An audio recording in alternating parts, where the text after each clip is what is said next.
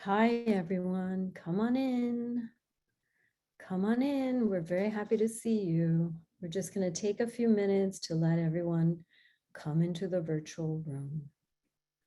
Hello, hello. Come on in, everyone.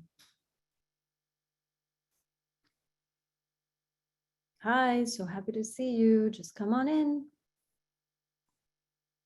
All right, we'll be starting shortly. Thank you for joining us. Okay, let's do it. Good afternoon, buenas tardes, and thank you for tuning in.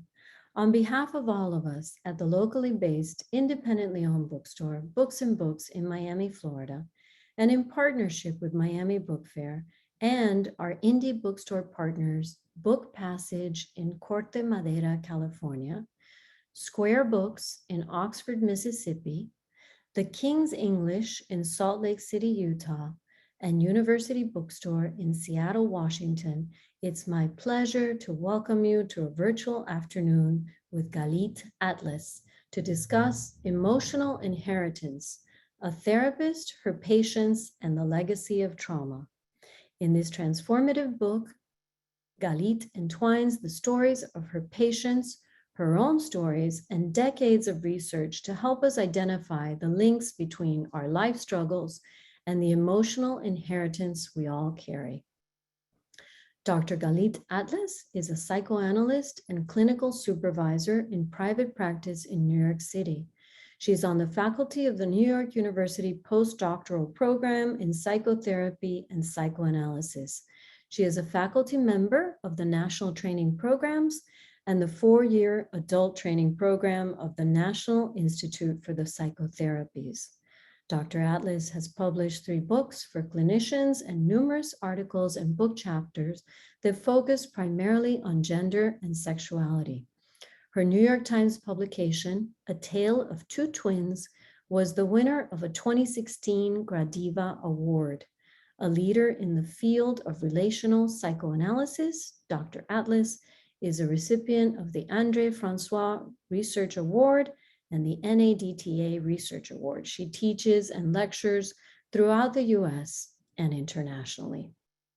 To moderate this afternoon's conversation, we're joined by the wonderful Dani Shapiro, author of the instant New York Times bestselling memoir, Inheritance, which was published in January 2019 by Knopf. Her other books include the memoirs Hourglass, Still Writing, Devotion, and Slow Motion, and 5 novels including Black and White and Family History. Her new novel, Signal Fires, is forthcoming from Knopf in October 2022. Along with teaching workshops around the world, Dani has taught at Columbia and New York University and is the co-founder of the Siren Land Writers Conference in Positano, Italy. In February of 2019, Dani launched an original podcast, Family Secrets, in collaboration with iHeartMedia, an iTunes Top 10 podcast. The series features stories from guests who, like Dani, have uncovered life-altering and long-hidden secrets from their family's past. Just a quick reminder that throughout this afternoon's broadcast, you can post questions in the Q&A feature at the bottom of the screen. And please order your copy of Emotional Inheritance, if you haven't already, from Books and Books or your own favorite neighborhood bookstore, and support indie bookstores everywhere. And now, without further ado, I'd like to welcome our guests to the virtual stage.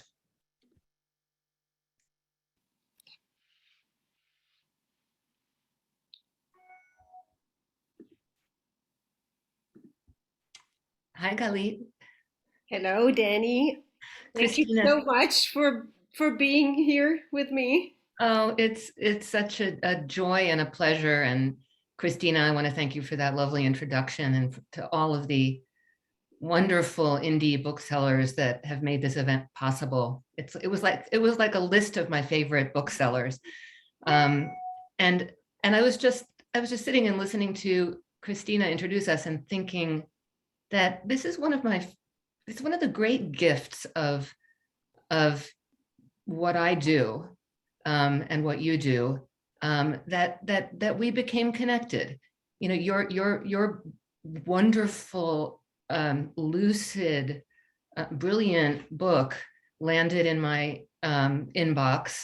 Actual paper manuscript, the old school way, for me to read, an early copy for a blurb, and I began to read it. I mean, you had me at emotional inheritance. You had me at the title, for so many reasons, and so much of our, preoccupations, I think, intersect in some really interesting ways. But that led to my reading and loving the book, and that led to our getting to know each other, and that's just a wonderful, way that I think things work in the literary world. When we can actually find each other on the page. So anyway, it's a treat, my friend, to be with you, and I want to say to everyone who's listening that we're going to keep this probably to 45 minutes exactly, just like a session. So if you have questions, put them in the chat anytime and we'll get to them later. But I wanted to begin, Galit, with your reading a passage from Emotional Inheritance. And just to set it up, this is in a chapter called The Radioactivity of Trauma. And your patient in this chapter's name or pseudonym is Rachel. And she is the daughter of second generation Holocaust survivor, which you note that you've had quite a bit of second generation Holocaust survivors in your practice. And third generation, second and third generation. Yeah. That's amazing, Yeah. right? Yeah. First of all, thank you, Dani. I think this is a fantastic introduction also about of our relationship that I was lucky to send you, right? I sent you this thing not knowing how you're going to accept it or not, or write. And I was so lucky and happy that you loved the book and gave me a blurb, and our friendship developed. And I think many people know I'm new to the literary world. And so the 45 minutes frame is much more known to me. Right? Some people say that after 45 minutes, my brain started shutting down and I'm moving to the next task. And so this is the length of my sessions, and that's what I do most of my days. Important to say that all the names are pseudonyms, and all the details altered to protect the privacy of my patients. We can talk about that a little bit, to protect their privacy. And also all of them read their chapters and helped me. Some of them actually helped me choose their names. We could talk about names, I'm sure, later, and how, right?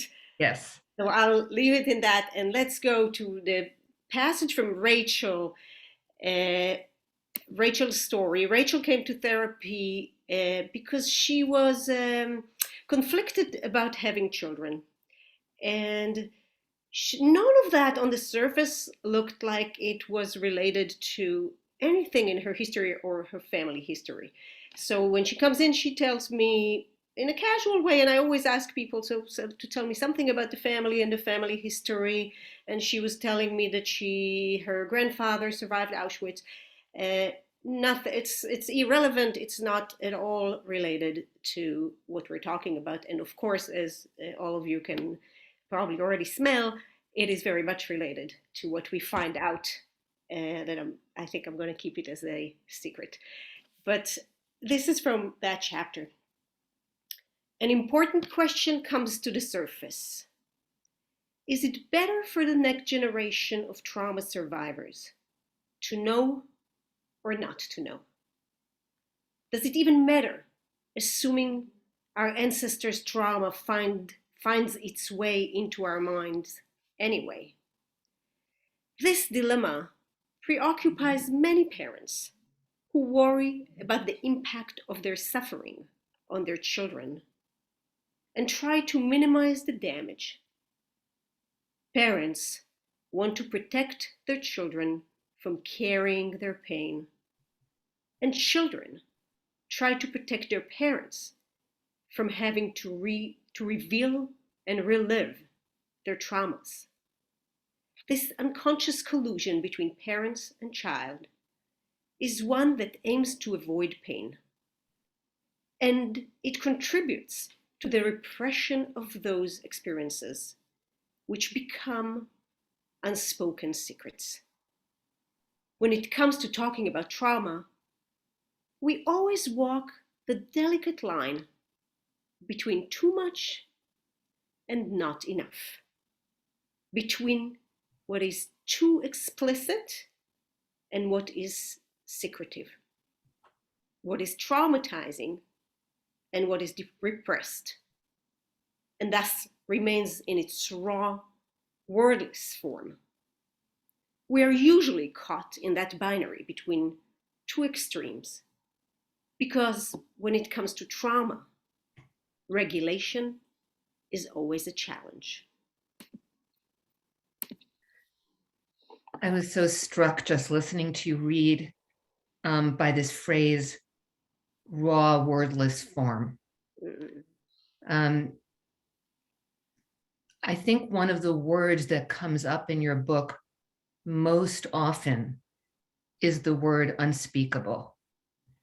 And I'd love you to talk a little bit about, because we all, I mean, that's the human condition, is that we are governed in some way by this raw, wordless form until we can, well, maybe always, but until we can chip away at it in some way.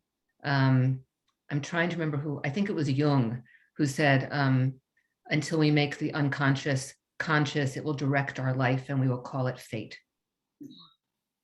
Yeah. So can you talk a little bit about that, the raw wordless form and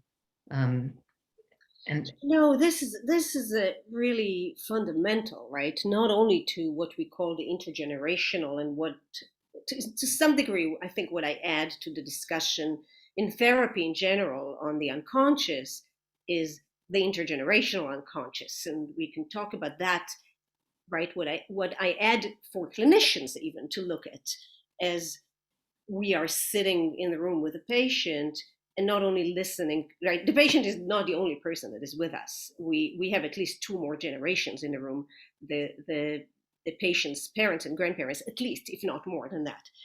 And I think what we're trying to listen to is those unspeakable experiences, everything that was not formed into, was not formulated, is not there in words. And that is the experience, of course, of transforming unconscious into conscious material, but also raw experiences that were too traumatic to even put in words, because trauma shatters us. So everything that previous generation could not even think about, right? It makes us unable to make connections, to make links, to reflect. All of those things live in families, and as you know, in forms of secrets. The things that we are keeping as secrets are the things that we are trying to not touch because it might be too hot and burn us. And so we're saying, you know what? Let's just not touch it and keep it somewhere close so it won't, so the ghost won't haunt us. Mm. Yeah, you know, in this, my second reading of your book, I was struck by the parallels. I mean, in my first reading of your book, I was struck by the parallels between my memoir inheritance and emotional inheritance.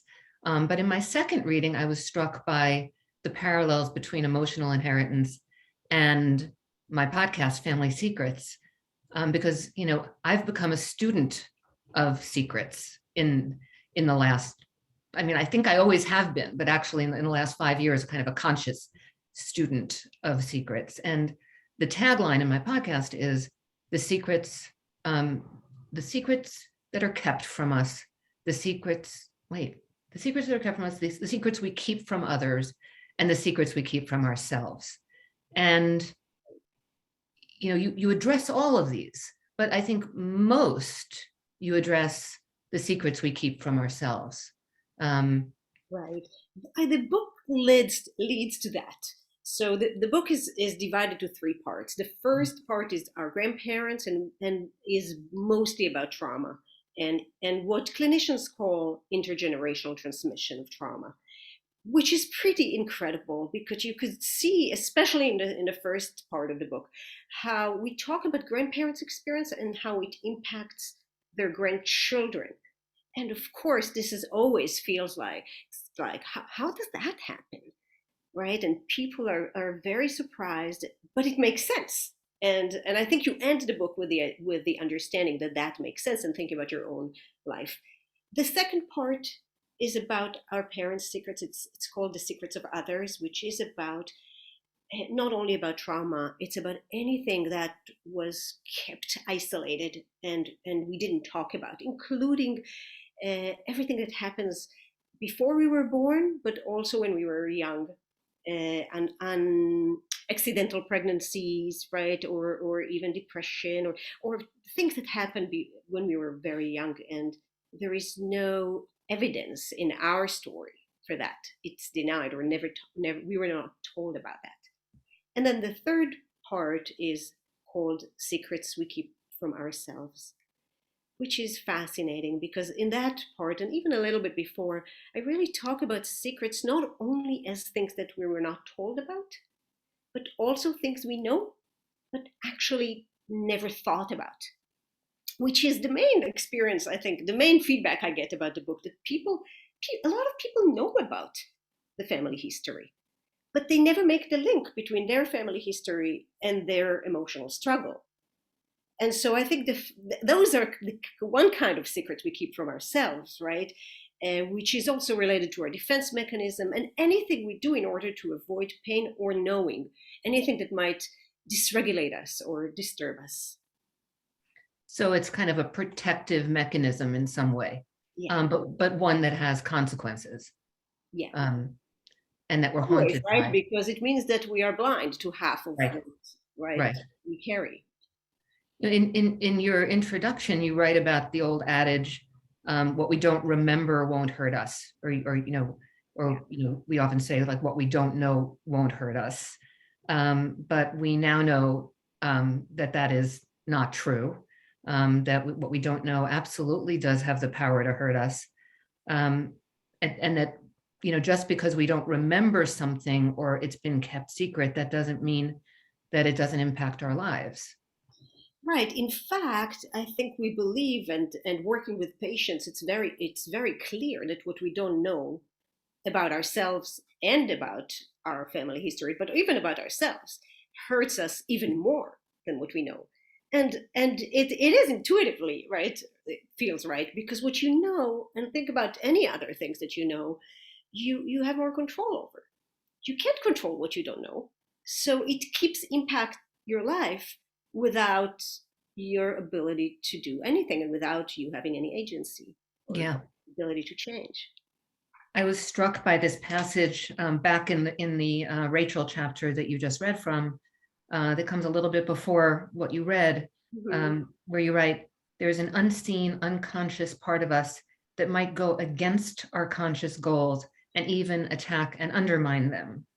And then a little bit later on the page, "An unprocessed past will not allow us to move forward. It will hold us as the gatekeepers of our own history." And I found that to be so chillingly true. How do you help people to tease that apart? That is a really good question, and also a very complicated one, because the main assumption I have as a therapist is that when you come to therapy and you want to change, you're also really afraid of change, which makes sense, right? Because you don't know where you're going. It's like going into the unknown. Who am I going to be? What is going to happen? What does it mean about me? So we're always ambivalent about change, and we're also conflicted, because change can lead us to places that include a lot of loss. And so, for example, in that chapter of Rachel's chapter, I'm talking about the fear. People come to therapy and they say, I really want to have a relationship. I really want to have a career. And so you sit with that gap between what people want and what they have, or sometimes what they can actually tolerate. Not everybody can tolerate what they want, including, right, love. or getting married, a lot of people come and say, I really want to have a serious relationship, I want to have my own family.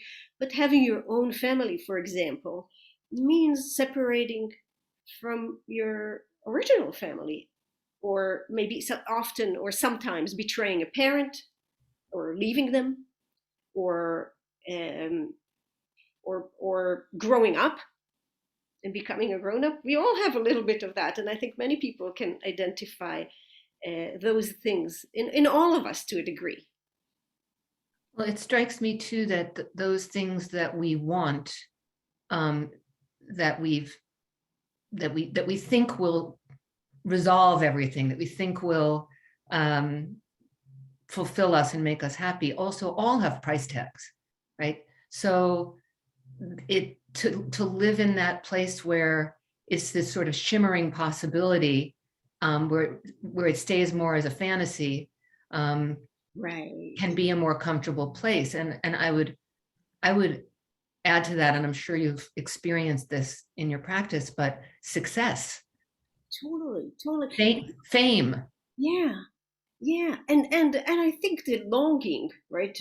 In my first book for clinicians, actually, The Enigma of Desire, I was writing a professional book, and the book is on desire and longing, and some of it is really about the benefit of not having what you want, and then you can long. What an amazing experience! Longing, one day I will have that, right? Mm, It mhm. is so intense. And a lot of people have a hard time letting go of the longing and actually having it, because in reality is always less glamorous than even fame, right? Is less glamorous than fantasy. Fantasy is like, wow, I'm going to be, not only that I'm going to have everything, I'm going to be everything. Mm. I think in reality, and what we have to process is that we never have everything, or we are always limited as humans. Mhm.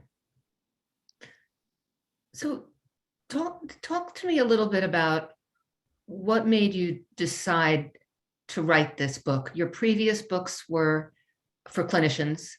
They were more academic books. Emotional Inheritance is a book that is meant for the reader. Everyone should read this book. So what prompted you to embark on it, and what's the process been like for you, both of writing it and of bringing it into the world? It's interesting because I think that my professional books are like, the book, The Sneaky Chef, when you sneak things into kids, vegetables into kids. I always loved writing stories and writing for people, right? Writing, like, being as close as possible to experience. And in my professional books, I have that. This is the sneakiness. I have a little bit of memoirs there that are not so acceptable in the field of therapy. But the truth is that I come from relational, very contemporary psychoanalysis, and part of what I write about for clinicians is reframe the therapeutic interaction as the relational world. Many relational theorists do, and I'm one of them, really framing it as a dialogue between two people with two subjectivities. And so this whole idea that you write a case, that you're an objective observer there, is really an illusion.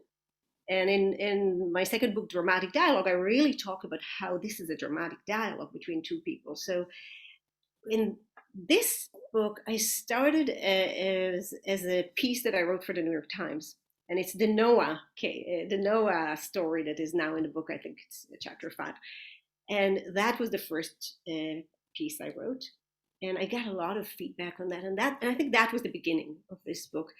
In retrospect, I looked at this and two other pieces that I wrote for the New York Times as short pieces that I developed, and I thought, okay, let's analyze myself for a second. What am I doing? What am I actually? What is my in the book I call it a me search, right? What is my me search here? What am I looking for? And going back into my own family trauma, and it was also right after I've lost my life partner to cancer, and so I was in grief. And I think a lot of these things, traumas always sit on each other. So you have one thing, and then it brings to the surface your history. And I think that's what led me to writing this book. My own traumas and my own family traumas. Yeah. That makes so much sense. I always really believe that every book that we write is a process of discovery, whether it's a novel or it's a memoir or it's a kind of a hybrid of nonfiction and a little memoiristic as this one is. What did you discover? I mean, did anything surprise you in the writing where you thought, oh, I wasn't going to go there and now here I am, or putting together something that you hadn't known that you were going to put together? Only an amazing author can ask this question, because the truth is, and I think you know the answer, everything surprised me, everything. Because that brings me to that term Nachtraglichkeit from the book. It's Freud's word term, which is in English it's German, and in English it is translated to afterwardness. What that means is that we always process and reprocess everything, and the book for me was an Nachtraglichkeit experience. There are few points in the book that I rediscover stuff. So first, let me start with explaining what that word means, okay? It means that early experiences, and Freud was really actually talking about early traumatic experiences, especially he wrote it about sexual abuse, which I will explain. Early traumatic experiences are layered with new meaning throughout life. And he was focused on sexual abuse in childhood as an experience that doesn't always register as traumatic for children. But the child is overwhelmed with something, but they can't make sense of it, really. And later in life, as time passes, the traumatic experience is reprocessed in every developmental phase. Every time, I'm thinking about COVID even, right? In COVID, a lot of early traumas came to the surface for people. People were really seeking therapy during COVID. And it wasn't always because they experienced trauma that was related to COVID. It was because their old traumas resurface. So you see how at times the traumatic experience is reprocessed, and in every developmental phase, the child will revisit the abuse from a different angle and with different understanding. So if we talk about sexual abuse, for example, as one example, the child will when she becomes a teenager, right, and reprocesses it, it has a complete different meaning. And then when she becomes an adult, and when she has sex for the first time, or if she has children, when her child gets to the age where she experienced. So we see we process and reprocess again and again throughout life. And when patients say, I already talked about it, it's like, no, you talked about it when you were in a different place. So the book for me was a Nachtraglichkeit, and you can see it in many chapters, I think, in the chapter on sexual abuse, for sure. And even reading the audiobook, when I recorded the audiobook, was a Nachtraglichkeit. Do you remember that experience? Yeah. Oh, completely. I mean, there's something about that, and writers don't talk about it very often, but when you're recording your own audiobook, you already are in a place of afterwardness from the writing of the book. Yeah. So the person who's in the little booth, this tiny little dark booth. You're in a booth the size of a phone booth, and it's very quiet, and you're there alone for many, many, many hours, and you're in this relationship with the story that you've already written down, but it's a new relationship to the story. And you experience it. I was sobbing and you could hear it in the audiobook. But I feel like every time I was reading it, and there were moments where I thought, oh my God, what did I think when I wrote this? Now other people are going to read it, and it's really emotional. Yeah. So I think that is really related to, right, how we always rediscover things about ourselves when we write. Yeah. Well, that brings me back to, this notion of secrets and why we keep them. And I think, there are many different reasons why secrets are kept, but I wondered if you could sort of talk a little bit about one of the things that I've discovered as a student of secrets and in interviewing people for the podcast is where there are secrets, whether it's, generational or it's more, as you move through the book, more what we know, but we're not allowing ourselves to sink. There's shame, I think. I almost always, somewhere in there, there's shame, because if there wasn't shame, then the profound discomfort of knowing or of speaking would evaporate. Yeah, absolutely. Always shame. I like when you call yourself a student of secrets. I think that means there's so much meaning in it, right? Would you learn about secrets all the time? And I feel like this is really true. We used to think that the most shameful things traditionally, right? Psychoanalysts used to think it's sex and money. This is where we are the most hypocritical, and where we are, right? These are the things that become secrets, which is true. There are a lot of secrets about shame and shameful secrets about sex and money that in the book I discuss. But I think what you're actually touching, and tell me if that is really what you meant, is that trauma is such a shameful thing. So many, many secrets are actually about trauma, right? Yes, I mean, that rings so true, but why? To have experienced trauma is to be human. I mean, I'm glad you brought up COVID, because we all, every single, hundreds of people are listening right now. Every single person who's listening has been experiencing the trauma of 2 years of a pandemic. So trauma is something that, correct me if I'm wrong, but it seems to me trauma is something that happens to us. Every family has trauma, and trauma is something that happens to us.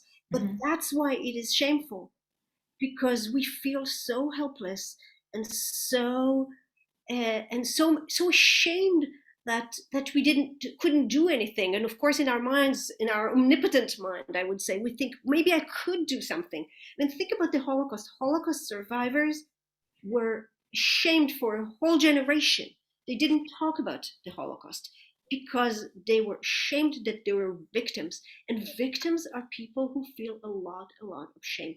I think one amazing thing that happened during COVID is that trauma became, to a fault, right, a thing that became something that is we can talk about, and we're not embarrassed about, and we're sometimes even proud of, and everybody share it. And that is an amazing shift in the culture, that people could talk about trauma. I'm saying to a fault because you could hear people criticize that also, and think that there is an overuse of the word trauma. Not everybody were traumatized, but I put that aside for a second, because I do think that to some degree there was so much loss during COVID, that to some degree everybody lost something. They maybe didn't lose somebody they love, and of course if they did, that was devastating, but they lost community, or they lost money, or they lost their so much. There is so many layers of loss during COVID, and that is something that we will have to process for many, many years. Yeah, in every generation, that is experiencing it, from the babies on to the elderly. Right. Right. But I think going back to what you said about shame, which I think is really important for to say out loud and to share with people, is like, there is, if you think about it, think about rape victims, think about what racial trauma used to be so shameful. Like part of what we're doing now as a culture is trying to give people a voice and really release them from the shame of being traumatized. Yeah. Well, maybe that will be one of the great silver linings of the last couple of years. Yeah. Before we open it up to questions, I wanted to ask you, there's a fascinating part of your book where you talk about the importance of names, and you write that often in a first session with a patient, you have found that asking them about the origin of their first name can yield some really interesting information. And I'm so interested in that for a couple of reasons. One is that as I wrote about in Inheritance, I legally changed my first name to my nickname after I made my discovery about my family secret. And I thought, wow, if in therapy, a therapist had ever said to me, can you talk about the origin of your name? It would have been such a rich, like treasure trove of strangeness and kind of uncanniness. So could you talk a little bit about how that's how you came to that and how that works? I can talk about names forever.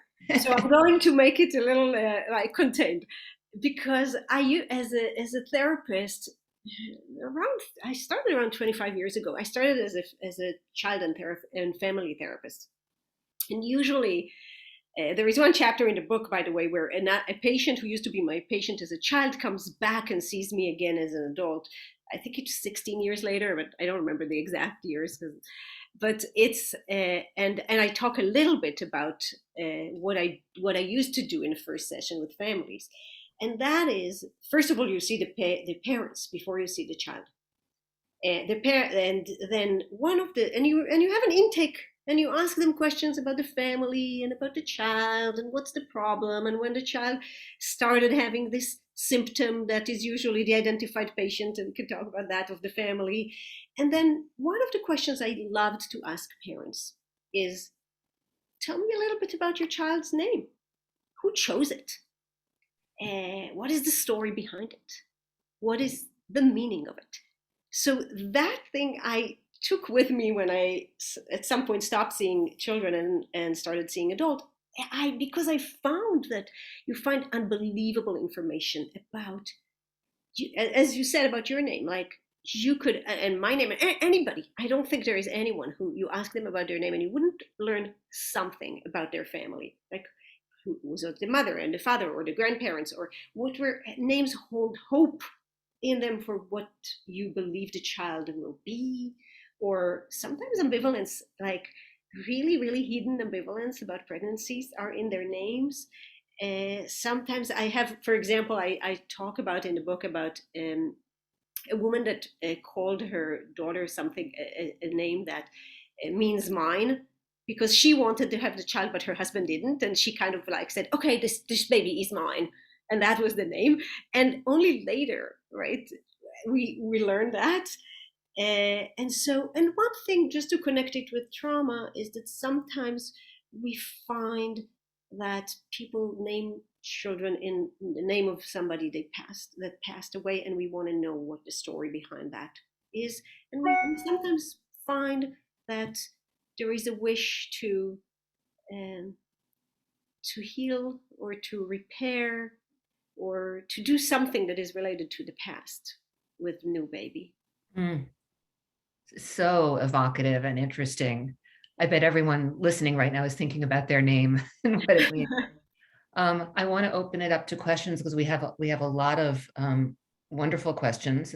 We may go a few minutes over. That's okay. I know, as a therapist, I end exactly after 45 minutes, but here I will go over. Okay, so the first question is, does trauma change brain chemistry? And if so, what do you think of medication for mood and or depression? Oh, that's a complicated one, and also could be a very, very big question. And the trauma impacts everything in us, right? And it impacts our brain, it impacts our, and of course there is this whole research of epigenetics and how trauma impacts the expression of genes, which is some people call it the memory of genes, because it doesn't change the gene, it changes only the expression, and how that is passed down from generation to generation. We see that. I just read a new research on mice and that they could see it for 7 generations, and I think for mice it was for 14 generations. With people we researched, this research started only after the Holocaust, when there was a second generation, and now we have a third generation. So we could see that in in the epigenetic changes. The good news, because I have to say something good news about that, because it's not only scary, is that we find that what we call the environment, and when we say environment, we mean the psychological environment, could also refine and change the expression of genes. And so to some degree, psychological work is a solution to that. That's interesting. Could we carry out the grief for the death of an uncle? My mom lost a sibling when she was 6 and my uncle 3. Once my therapist asked me out of nowhere if I had lost a sibling when I was a child, as he sensed an unelaborated grief and unconscious guilt in my history. I was not aware of me having lost a sibling, but suddenly I connected to the death of my uncle 50 years ago. Could this be a transgenerational unresolved grief? That's amazing. And it is, as you, Dani, knows, I have 3 chapters in the books about losing siblings. And I also share my own history that my mother lost her brother. He drowned in the ocean when she was 10 and he was 14. She was very, very close to him. And that is a trauma that I carry absolutely as an intergenerational trauma. And what that means, of course, for the next generation, even my children, my children are processing that without fully knowing the details of what happened. And I think that the book is actually really discussing in depth that dynamic of our parents' early losses of siblings, but also early losses of parents. There are a few chapters that talk about when a parent lost their own parent and how that looks for the next generations. Yeah. This is just a comment, but this is from Erin. This has been so incredibly therapeutic. I can't wait to get and dive into this book. It's beyond fascinating and really helpful to me with what I've been dealing with for the past few years, mind-blowing issues that I'm trying to work through, and this helps immensely. So thank you both so much. That's nice. Thank you, Erin. In order to stop intergenerational trauma with my family, how important is it for me to know about my own trauma, or can I simply tell my children everything I know about my experience?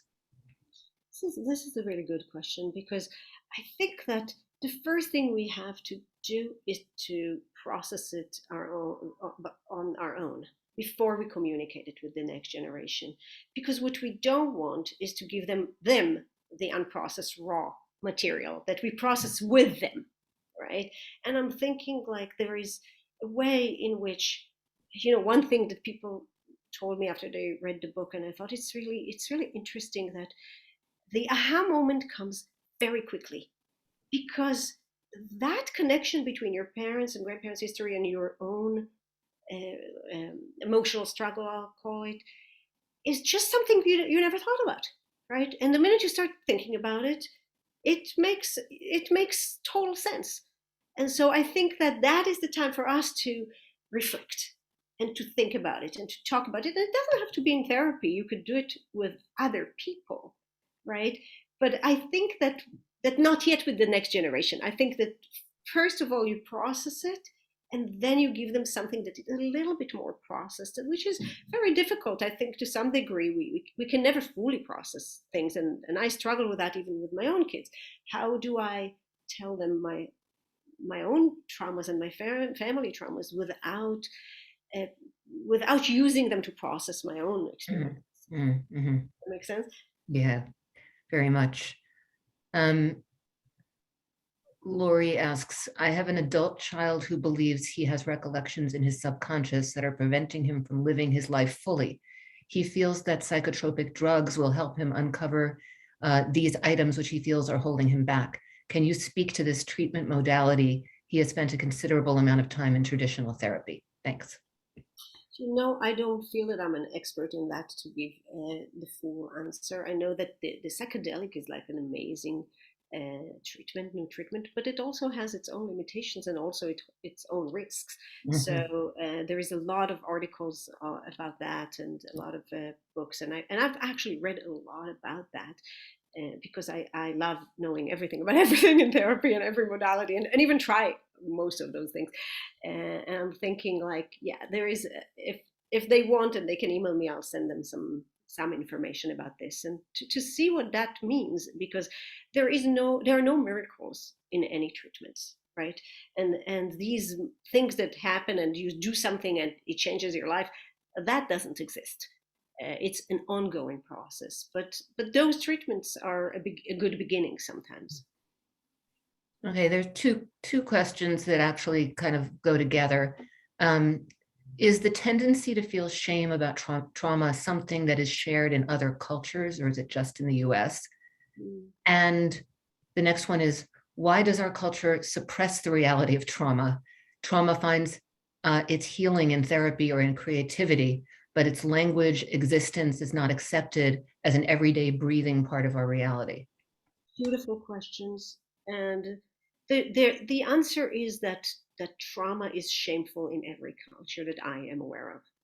And I didn't grow up here, and I'm working with a lot of people from other cultures, and trauma is just shameful for the very basic reason that we feel that we are right, that we were so vulnerable, and we feel terrible about being so vulnerable and so weak, and so right, and then we feel a lot of shame that we didn't do anything.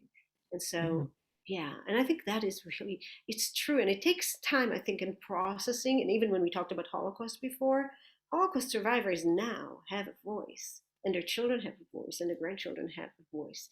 So it takes time to work with it and be able to, right, to have less shame and have, I think the word have, this have a voice is really important. We talk about unspeakable, but the flip side of unspeakable is having a voice, having stories that are able to be told, right? Because otherwise they knock on your door, on your unconscious door, and they say, and control your life, right? Right, exactly. Um, what are your thoughts about the saying in 12-step meetings, you're only as sick as your secrets? How might hearing that statement early in the recovery process go on to navigate the recovery? I think that is a really good statement, actually, because as what that means, and I think it's related to everything that you study in your secret study, is that right? Is that secrets hold us back, so we can never fully recover if we have secrets, especially from ourselves. Right? I'm not necessarily talking about we have to tell everybody everything about our lives and not have any secrets. Secrets are also developmentally important.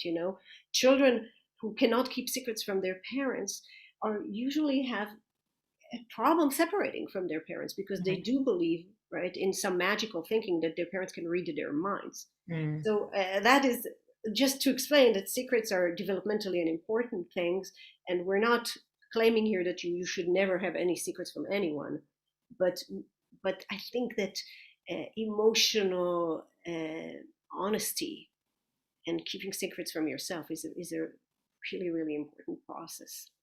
I'm doing that. Someone asks, can we also inherit and reinterpret joy and resilience? 100%. I think that even with Holocaust survivors, you could see Holocaust survivors, first of all, they survived, and their children know that, and their grandchildren, that there was birth and rebirth and new generation, and right, and there is a lot of resilience and a lot of and a lot of hope in surviving. So there is both. So the answer is absolutely we inherit. The only thing is like with real inheritance, right? When you get your everything after your parents die, some of it is you want to keep, and some of it you would like to clean, and you don't know what to do with, right? So there is always that tension between what is, and in the psychological process, you don't need to necessarily process those things that you know are treasures. You process Mm. that, and you see it even with real inheritance. People come to therapy and says, I have that thing that my mother left me. I don't want it. What am I going to do with it? And how, right? And so, how am I cleaning all of her stuff? And it's junk. I don't want that. So that is related to emotional inheritance too. We have both. Yeah, I love that. There's a table I'm thinking about. Oh, never mind. What helps process trauma? What helps process trauma, being that it is so difficult for most people to access therapy, let alone find a good trauma-informed therapist? Good question, because I think that maybe it's a way to summarize it actually, because what we're talking about is how hard it is to go towards pain. And that is the reason why people who are traumatized prefer not to go to therapy sometimes and not to do the work, because and I understand it, I really do. I think that's why sometimes the work has to be done with the next generation has to do the work, because when you're traumatized and going to therapy will bring you back to your trauma, and sometimes you believe that in order to not to protect your psyche, I want to say, you need to avoid going towards trauma. And everything we're talking about today, right, is about that navigation and managing pain, and how do you go towards pain or try to avoid pain. And I think that is the answer. People don't go to therapy because, I mean, my mother have never been in therapy, right? And she has so much trauma. And when we talk about it, she says, I don't want to know. I don't want to think about it. I don't want to. And I understand it. It is a way to run away from the ghosts of the past. They chase you anyway, by the way. But sometimes you learn strategies to hide. But these strategies, as you said before, Dani, they have a price.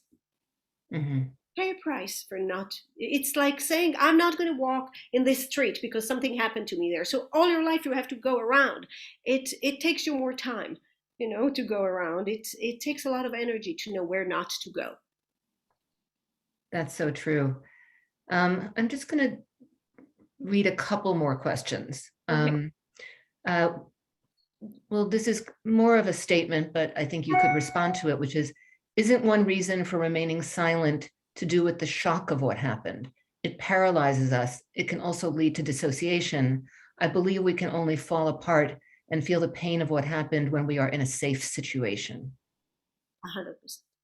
Exactly right. And that goes exactly with what we were saying before about pain, about the safe situation, and about the fact that when trauma happens, our mind is so brilliant, and everything in our mind is there to protect us. We become dissociated, we can't think, there is what the psychoanalyst Bion was talking about as attacks on linking. We can't make links, we can't make connections.